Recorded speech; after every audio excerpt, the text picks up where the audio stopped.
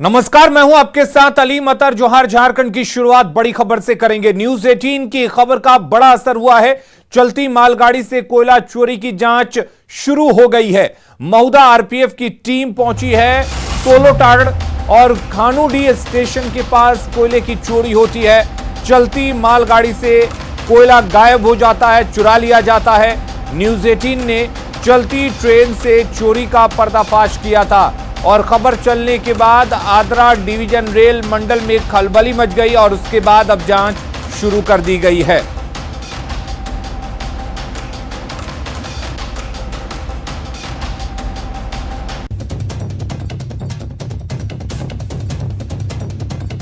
और संजय गुप्ता हमारे साथ जुड़े हुए हैं। संजय, न्यूज 18 ने खबर दिखाई थी, चोरी की तस्वीरें दिखाई थी जिससे पर्दाफाश हुआ था किस तरह से चलती मालगाड़ी से कोयला चोरी कर लिया जाता है। अब इस खबर का असर हुआ है, किस तरीके से आखिर जांच की जा रही है? फिलहाल तो जो ही न्यूज 18 में ये खबर चली उसके बाद से पूरे आरा डिवीजन रेल में जो है खलबली मची हुई है। आला अधिकारी से लेकर स्थानीय जो अधिकारी है वो इस मामले की तह तक पहुंचना चाह रहे हैं कि आखिर वो लोग जो बच्चे चल रहे थे मालगाड़ी में वो कौन है। इस मामले में आरपीएफ के जो अधिकारी आए हुए थे भोजू महुदा से, वो खानोडी स्टेशन में पहले स्टेशन मास्टर से उन्होंने जानकारी लिया। उसके बाद जो रेलवे क्रॉसिंग थे वहां पर उन गेट मैनों से भी जानकारी ली ताकि ये बच्चे किस तरीके से इस पर चढ़ जाते हैं और इसको रोकने के लिए वो क्या करते हैं। लेकिन जहां तक वहां पर गार्ड के लोगों ने बताया कि ये बच्चे चलते जरूर है, इनको मना किया जाता है लेकिन ये मानने के लिए तैयार नहीं होते। फिलहाल अब ये पता चल रहा है कि जो ये बच्चे इसे मामले में शामिल थे उसको यहाँ से भगा दिया गया है। लेकिन फिलहाल जो है इस मामले को लेकर रेलवे प्रशासन पूरी तरह से सतर्कता बरत रही है और वो भी चाह रही है कि किसी तरह से जो ये काला खेल चल रहा था कोयले को उतारने को लेकर और खतरनाक तरीके से जिस तरह से बच्चे चल रहे थे उसका पर्दाफाश हो। लगातार टीम बनी हुई है, हो सकता है कि एक दो दिन में कुछ नए आला अधिकारी यहाँ पर पहुंचे और उस मामले में जो है जो आसपास के लोग हैं उनसे भी वो पूछताछ करेगी। संजय, क्या एक एरिया था, एक तय जगह थी जहां पर चोरी की इस घटना को अंजाम दिया जाता था और कहां के आखिर ये बच्चे थे? क्या उनको चिन्हित किया जा सका है? फिलहाल तो जो बच्चे थे उसको चिन्हित नहीं किया जा सका है, लेकिन जो ये वो रेलवे क्रॉसिंग और रेल साइडिंग के बीच की जो दूरी है लगभग वो 100 मीटर के दायरे में ही ये कोयला उतारने का काम करते हैं। और जो ही ये जो मालगाड़ी है दूसरे रेल क्रॉसिंग की तरफ जाती है, मेन रोड की तरफ जाती है, तो उससे पहले ये उतर जाते हैं। हालांकि वहां पर जो आसपास में बहुत लोग रहते हैं और वहीं के कुछ बच्चे हैं और कुछ लोग हैं जो अपने बच्चों को खतरनाक तरीके से इस तरीके से चलती मालगाड़ी से कोयला उतारने में लगा देते हैं। वो भी इसका बात का ख्याल नहीं रखते कि वो उनके बच्चे हैं, अगर थोड़ी सी चूक होगी तो वो बच्चे की जान जा सकती है। कहीं ना कहीं रेल प्रशासन को अगर हम दोषी मानते हैं तो वो अभिभावक भी दोषी है जो उस बच्चे को इस तरह के खतरनाक तरीके से कोयले उतारने को लेकर मालगाड़ी में चढ़वाते हैं। चलिए, बहुत शुक्रिया संजय आपका तमाम जानकारी देने के लिए। और अब एक अच्छी खबर, झारखंड के सबसे बड़े अस्पताल रिम्स यानी Rajendra institute of medical science का रीडेवलपमेंट होने जा रहा है। यहां मरीजों के लिए बेड भी बढ़ाए जाएंगे। पहले फेज में 777 नए बेड बढ़ाने की योजना है। इसके लिए स्वास्थ्य विभाग ने 250 करोड़ रुपए का आवंटन भी कर दिया है। बेड की संख्या बढ़ने से अब मरीजों को जमीन पर इलाज कराने को मजबूर नहीं होना पड़ेगा। इतना ही नहीं, रेडियोलॉजी और पैथोलॉजी लैब का संचालन भी पीपीपी मोड पर करने की तैयारी है ताकि मरीजों को जांच के लिए बाहर नहीं जाना पड़े। प्रस्ताव है, अभी तो 700 के लगभग बेड जुड़ने का प्रस्ताव है और लेकिन इससे आगे भी बेड बढ़ाने की जरूरत है और इस प्रक्रिया पर भी काम चल रहा है और हम समझते हैं कि आने वाले समय में यहाँ 3500 से ऊपर बेड होंगे। देखिए, इस पर काम की शुरुआत जैसा ही परमिशन मिलेगा इस तरह का मीटिंग में कि ये काम शुरू करना है तो शुरुआत हो जाएगी। जो जल्द से जल्द इसके लिए मीटिंग बुलाई जाएगी और उसमें इस प्रक्रिया को शुरुआत करने की अनुमति ले ली जाएगी। राज्य के सबसे बड़े अस्पताल रिम्स के अब अच्छे दिन आने वाले हैं। ठीक मेरे सामने आप देख सकते हैं एक ऐसे मरीजों का इलाज जमीन पर हो रहा है, पर ये बहुत लंबा नहीं टिकेगा। बहुत जल्दी रिम्स अस्पताल को रीडेवलप किया जा रहा है। जहां 777 और बेडिंग्स है उसको ऐड किया जा रहा है। इस तरीके से जो मरीजों को यहाँ परेशानी झेलनी पड़ती है, फर्श पर इलाज करवाना पड़ता है, उनको कैसा यहाँ पे क्या तकलीफ और आगे बनने के बाद कैसा रहेगा? भैया यहाँ पे देखिए अभी देखिए इतना धूपा है और इस तरह पेशेंट को झुला के रखना पड़ता है। ट्रीटमेंट में आते हैं, कुछ पूछते हैं, बोलते हैं यहाँ जाओ वहाँ जाओ, कोई कुछ बताने वाला नहीं। हम लोग उतना दूर से आते हैं, इतना बड़ा हॉस्पिटल, हम लोग कहाँ क्या बता, इंक्वायरी के लिए कुछ पूछते हैं, बता देता है कि यहीं जाओ वहाँ जाओ, कोई कुछ बताने वाला नहीं। हॉस्पिटल पे इतना ज्यादा लोड है और जैसे ही और बेडिंग्स ऐड हो जाएगी इतना बड़ा रिम्स है, इतना बड़ा रिम्स है, कुछ तो सोल्यूशन होना चाहिए। कुछ कोई किसी से पूछते हैं तो कुछ कोई बताता नहीं। जुड़ने से तो अच्छा होगा, पेशेंट तो अच्छा से ट्रीटमेंट हो पाएगा। इस तरह धूपा माथा में देखिए प्रॉब्लम है। कहाँ से आए आप? जामताड़ा जिला से आए हैं। कि हमको बाल बच्चा भी, हम गरीब आदमी है, यहाँ लेके इसको बैठे हैं, वहाँ 2 बच्चा घर में है, हम कमाते हैं तब खाते हैं। बात ये जिला है। में इलाज को लेकर कुछ बताइए, दिक्कत हो रहा है? दिक्कत तो अभी पहले से ठीक खुला है। में, अंदर वार्ड में रहेंगे तो हो सकता हाँ है? हाँ ठीक है, ये बात बोलिएगा। अंदर में रहेंगे तो ठीक रहेंगे। अभी झारखंड के अलग अलग जिला से लोग यहाँ तक पहुँचते हैं और किसी तरह ये उम्मीद रखते हैं कि यहाँ पे इनका इलाज हो पाए, और बड़ी तादाद में ऐसे पेशेंट्स अभी भी हैं जिनको फर्श पर अपना इलाज करवाना पड़ता है और ये बहुत जल्दी तक नहीं टिकेगा। यहाँ पे बहुत जल्दी रिम्स अस्पताल को रीडेवलप किया जा रहा है, जहां 777 और नए बेडिंग्स इंट्रोड्यूस किए जा रहे हैं, जहां मरीजों का अब इंडोर इलाज हो पाएगा। कैमरा पर्सन अमित के साथ रूपाली त्रिपाठी, न्यूज 18 रांची। झारखंड में दुर्गा सुरेन सेना के उलगुलान का ऐलान किया गया है। इसके लिए दुर्गा सुरेन सेना की केंद्रीय कमेटी का गठन किया गया है। हेमंत सोरेन की भतीजी और विधायक सीता सोरेन की बेटी जयश्री सोरेन ने दुर्गा सुरेन सेना का संगठनात्मक विस्तार किया है। सेना की केंद्रीय कमेटी में अध्यक्ष जयश्री सोरेन, कार्यकारी अध्यक्ष राजश्री सोरेन, महासचिव बिरसा हांसदा सहित कई अन्य लोग शामिल हैं। पिता दुर्गा सोरेन के सपनों को पूरा करने के लिए जयश्री सोरेन ने फिर से उलगुलान का ऐलान किया। साथ ही जल, जंगल और जमीन के साथ ही पिछले 20 साल में झारखंड की बदहाली का मुद्दा भी उठाया। संघर्ष में मेरे पिताजी स्वर्गीय दुर्गा सोरेन ने अपना सर्वत्र न्योछावर कर दिया। उनके अधूरे सपनों को पूरा करने और हर घर के अंधियारा को दूर कर उजियारा फैलाने के लिए अब फिर से नया उलगुलान होगा। जंगल के मामले में देखा जाए तो 25 लाख डिसमिल जंगल कम हो गई है। आखिर ये जंगल जा कहाँ रही है? जमीन के मामले में देखा जाए तो यहाँ की भूमि को भूमि माफिया के द्वारा लूटा जा रहा है और बिजनेस टाइकून्स को बेचा जा रहा है। ऐसा क्यों हो रहा है? झारखंड की आधी से ज्यादा पॉपुलेशन कुपोषित है और रोजगार के मामले में तो आप सबको पता ही होगा कि यहाँ बेरोजगारी कैसी फैली हुई है। शिक्षा में भी राज्य पूरे देश भर में 28 राज्यों में 21वां स्थान पे है। ऐसा क्यों? गरीबी में भी एमपीआई रिपोर्ट के अनुसार झारखंड दूसरी स्थान पर है। 20 साल हो गए झारखंड बने हुए और अभी भी यही स्थिति है। तो झारखंड की राजनीति में दुर्गा सुरेन सेना के साथ जयश्री सोरेन की एंट्री हो चुकी है और जयश्री सोरेन ने संगठन का विस्तार भी किया है। आइए आपको बताते हैं आखिर कौन है जयश्री सोरेन। झारखंड में दिशोम गुरु के रूप में शिबू सोरेन की खास पहचान रही है। शिबू सोरेन के 3 बेटे और 1 बेटी है। उनके बड़े बेटे थे दुर्गा सोरेन, जिनका निधन हो चुका है। वहीं दूसरे बेटे हेमंत सोरेन और तीसरे बेटे बसंत सोरेन हैं। इनके साथ ही शिबू सोरेन की एक बेटी अंजलि सोरेन भी हैं। शिबू सोरेन के बड़े बेटे दुर्गा सोरेन की पत्नी सीता सोरेन हैं, जो जामा से विधायक हैं। और सीता सोरेन और दुर्गा सोरेन की 2 बेटियां हैं, जयश्री सोरेन और राजश्री सोरेन। और यही जयश्री सोरेन दुर्गा सोरेन सेना की केंद्रीय अध्यक्ष बनाई गई।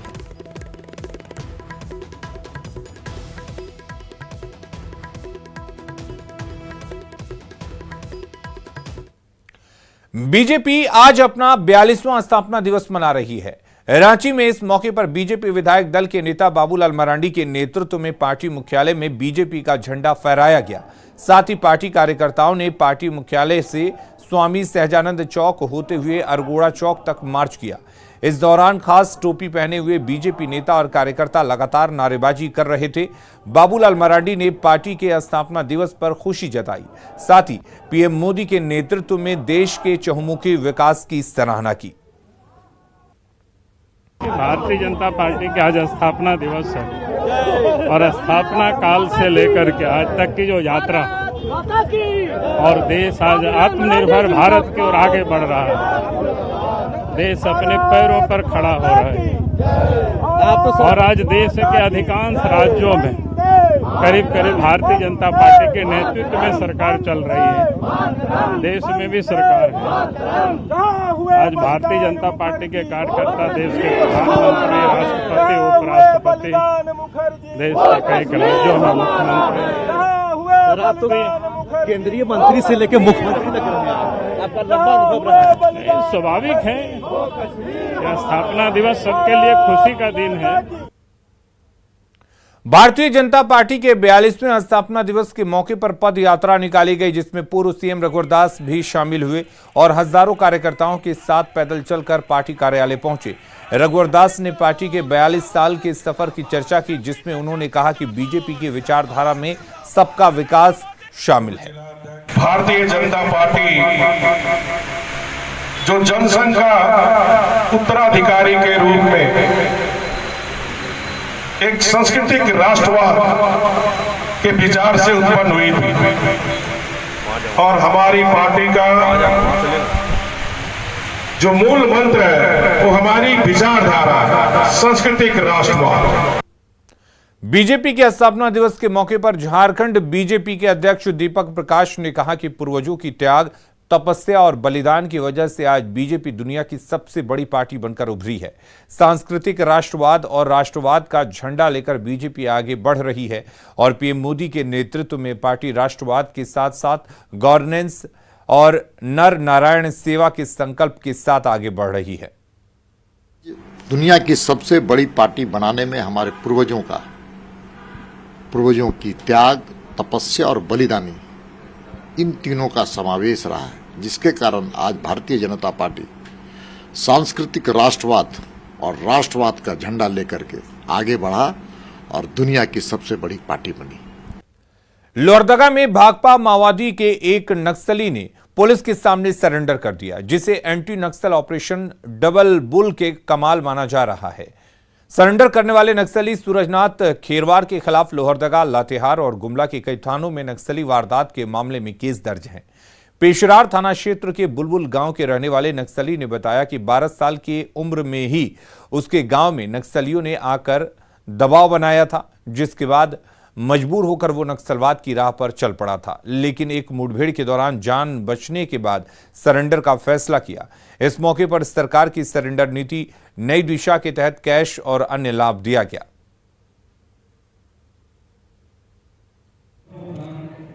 गांव घर में मीटिंग करके बच्चा को मांग किया, तो उस समय मैं संगठन में नहीं जाने का मन नहीं था। उस समय हमारे गांव वालों को पूरा जंगल में नहीं जाने के लिए बोला या लकड़ी लाने के लिए नहीं जाने देने लगा। उस समय हम गांव वालों को भलाई के लिए या गांव वालों को जंगल से लाभ लेने के लिए हमको जाने के लिए मजबूर हो गया।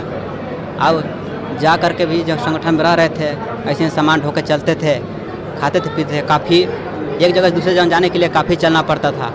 कभी खाना मिलता, कभी नहीं भी मिलता। जो है सूरजनाथ खेरवार है, जो नक्सली काडर है, जिन्होंने आत्मसमर्पण किया है, और सभी जो नक्सली हैं, जो उन सभी काडर के लिए ये संदेश है कि आप लोग आत्मसमर्पण करें और सरकार की नीति का फ़ायदा उठाएं। अदरवाइज हम लोगों की सारी फोर्सेज आपसे लड़ाई लड़ने के लिए तत्पर है और आप उस लड़ाई में नहीं जीत पाएंगे। तो जान गंवाने से बेहतर है कि आप आत्मसमर्पण करें और जो भी सुविधाएं दी जाती है उसका फ़ायदा लें। झारखंड पुलिस कई जवान गंभीर बीमारियों से ग्रसित हैं, लेकिन इन बीमारियों में जो पुलिस मुख्यालय के लिए परेशानी का सबब है वो है जवानों में डिप्रेशन के मामले का बढ़ना। इसे लेकर पुलिस मुख्यालय ने रिनपास से सहयोग लिया है, तो वहीं अब मनोचिकित्सक की सेवा भी लेने के प्रयास किए जा रहे हैं।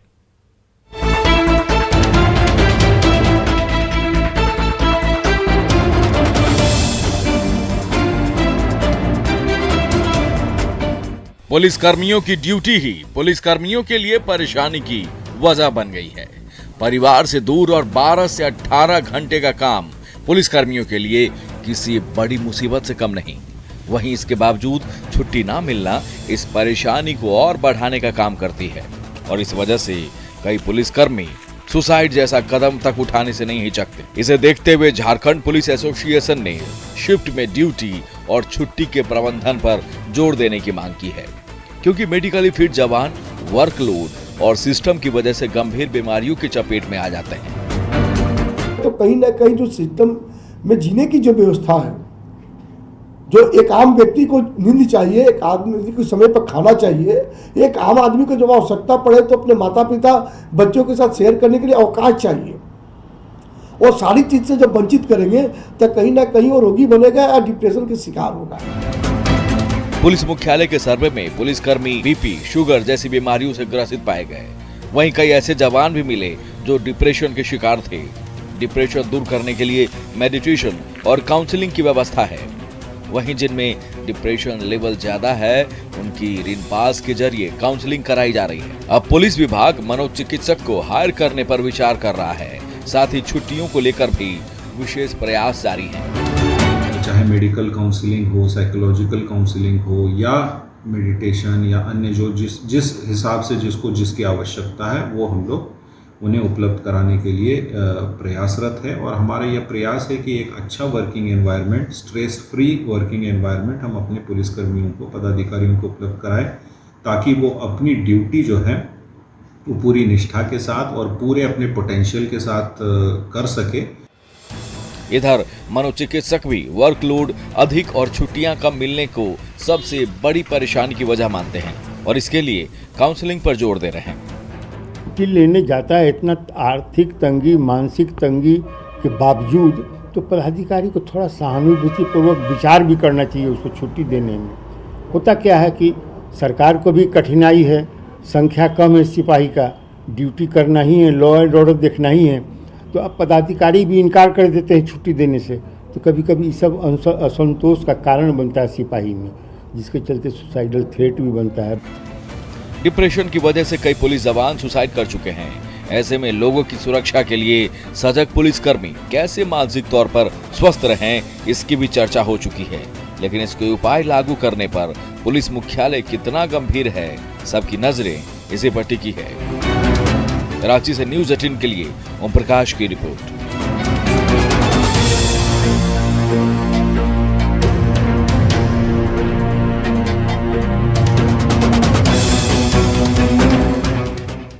देवघर एयरपोर्ट के अप्रोच रोड के लिए अतिक्रमण हटाने का काम शुरू कर दिया गया है, लेकिन मुआवजा राशि नहीं मिलने से रैयत इसका विरोध कर रहे हैं। अप्रोच रोड के लिए जमीन का अधिग्रहण किया गया है, लेकिन मुआवजे की राशि का ट्रांसफर नहीं किया गया है।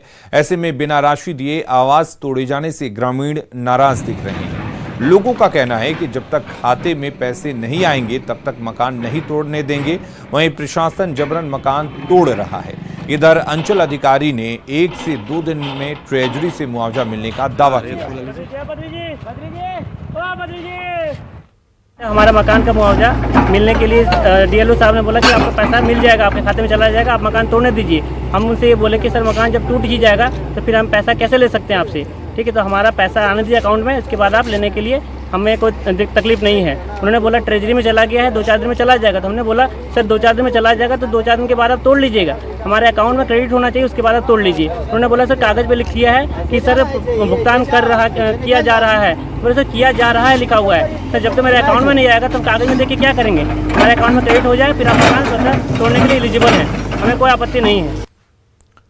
गिरिडीह के मंगरूडी पंचायत भवन में मोंगिया ग्रीन फाउंडेशन की ओर से चल रहे पोषण अभियान के पायलट प्रोजेक्ट का समापन हो गया है।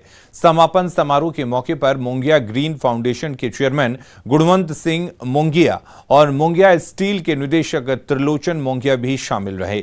6 महीने पहले मंगरूडी पंचायत भवन में एक सर्वे के माध्यम से कुपोषित बच्चों की सूची तैयार की गई थी, जिनका मेडिकल टेस्ट कराकर उनके पोषण के स्तर की जांच की गई थी और फिर पूरक पोषण अभियान शुरू किया गया था। इस कार्यक्रम के तहत लगातार हर दिन करीब 300 बच्चों को दूध, केला और अंडा खिलाया जा रहा था, जिसके 2 महीने बाद ही बच्चों के स्वास्थ्य पर असर दिखने लगा। इस मौके पर गुणवंत सिंह मोंगिया ने कहा कि आगे भी दूसरे जिलों में इस तरह के कार्यक्रम आयोजित होते रहेंगे। जो गरीब व्यक्ति हैं अपने बच्चे के पोषण के लिए जो भी सरकार की योजनाएं चलाई जा रही है, जैसे आंगनबाड़ी केंद्र, वहाँ पे जो भी उसके पोषण के लिए जो सामग्रियाँ दी जा रही हैं उसका पूरा लाभ उठावे सभी लोग। सरकार की ओर से बहुत सारी योजनाएं चल रही हैं, लेकिन इतने बड़े देश में इतनी योजनाएं जो चल रही हैं उनको और उनकी गति बढ़ाने के लिए जो कॉरपोरेट की रिस्पॉन्सिबिलिटी है उसे हमें अच्छी तरह से निभाने के लिए हमारा अपना जतन होना चाहिए, हमारा अपना प्रयास होना चाहिए कि हम जा कर के आगे बढ़ कर के उनका जो कार्यक्रम चल रहा है सरकार का उसको और गति दें और ज़्यादा अच्छे तरीके से वो चला पाएँ। उसमें हमारा क्या सहयोग है, हमारी क्या जिम्मेवारी है, इसको हम अच्छी तरह से पहचानें और अच्छी तरह से इस कार्यक्रम को आगे बढ़ाएं। और खबरें लगातार जारी हैं, आप बने रहिए न्यूज़ 18 बिहार झारखंड के साथ।